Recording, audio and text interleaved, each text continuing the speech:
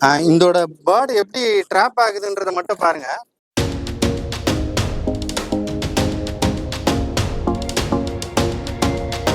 Brothers, welcome to Chennai racing pigeon YouTube channel.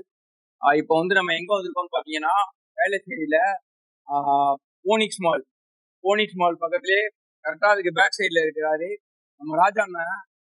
நம்ம ராஜா அண்ணன் வீட்டுக்கு தான் வந்திருக்கிறோம்.